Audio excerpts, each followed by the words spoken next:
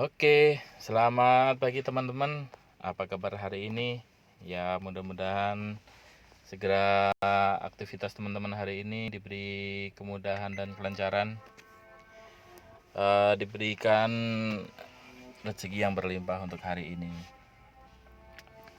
Saya hanya sedikit review perjalanan Sau kemarin ya. Kemarin ada ternyata berbalik arah menjadi turun. Ya, yang pertama untuk mapping saya kemarin kan trapping di area 800 di area 1860-an, karena kemungkinan besar dia akan masih melanjutkan kenaikan. Alasan naik karena di time frame D1, H4 maupun H1 semuanya terkonfirmasi bullish. Kalau ngelihat di H4 di sini kemungkinan dia akan turun dulu baru ke atas. Ketika di break di atas ini kemungkinan dia naik. Kalau break di low ini kemungkinan dia turun. Itu aja sih kuncinya di situ. Nah, kemarin saya open buy di sini lot 0,01, di sini 0,02, di sini 0,03. Harapannya ketika dia nyentuh 0,03 naik, ternyata dia nggak kuat, bisa saya close. Ketika udah BEP bisa di close. Dan saya kemarin pasang SL di bawah sini di area 18.34-an lah, karena untuk ketika dia akan break di low nya H4 kemungkinan dia akan turun, sering-seringnya seperti itu. 1842 ini area low nya H1, kita lihat low nya H1, ini low nya H1. Dan kemarin di area 1842 ini sempat ada harapan naik ya, harapan naik, tapi ternyata dia berbalik arah. Dan low nya H1 tertembus, SNR yang tertembus, low nya H4 juga tertembus. Ya sudah, abaikan buy, udah pasti turun. Dan sebuah keberuntungan ya saya hit SL, karena ketika saya nggak pasang SL ya pasti uang saya akan habis, karena total ini kan lotnya berarti 0,05. Jadi ketika turun sejauh ini udah pasti ya $200 pasti habis lah. Jadi itu manajemen, itu kenapa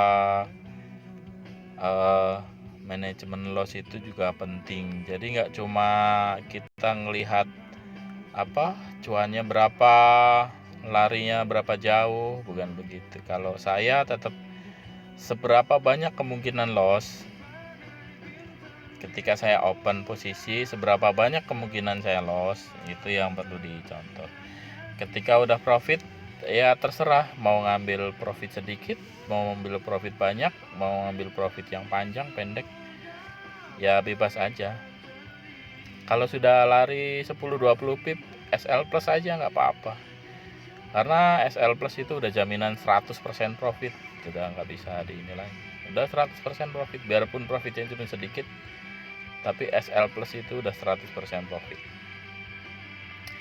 Jadi ketika teman-teman mau open sell ya sebisa mungkin dekat-dekat sini atas, batas SL nya di atas. Mau open buy ya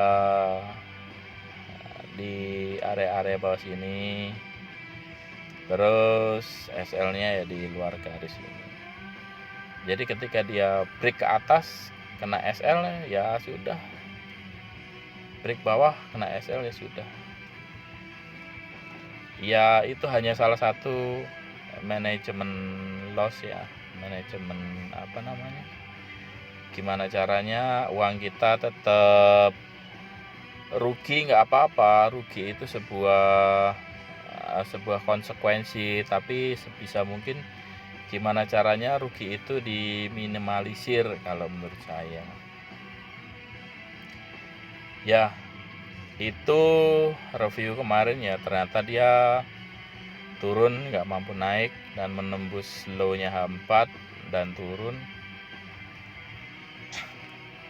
Terus untuk hari ini kira-kira mau kemana dia, turun sampai mana?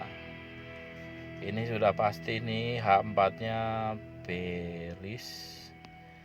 D1 nya kita lihat dia masih low nya di sini, jadi kemungkinan dia akan cuma nyampe sini, paling mentok nyampe ya 1808 lah, balik lagi ke sini. Ini akan retrace nih, naik turun sampai MA nya ini naik titis gitu. Naik, baru dia kemungkinan akan naik sedikit, baru dia akan turun, lanjut penurunan kalau di SNR-nya tertembus. Atau kalau memang teman-teman yang pakai trendline, kalau pakai trendline, kalau nembus trendline dia akan turun, kalau nggak nembus dia nggak tembus. Ya banyak metode lah. Kalau pakai BB bisa pakai BB. Nah, BB di sini. Sampai low BB naik. Ini dia pasti akan retrace. Ini akan naik turun sampai low BB-nya nyentuh bawah baru ke atas. Ya, indikator kan itu aja. Jadi seperti itu ya guys. Jadi ketika teman-teman open posisi, usahakan dilihat dulu kira-kira batas risikonya seberapa banyak. Jadi sebisa mungkin, seminimal mungkin batas risikonya sekecil mungkin. Itu satu. Terus yang kedua, ketika open posisi pastikan punya alasan kenapa dia buy, kenapa dia sell.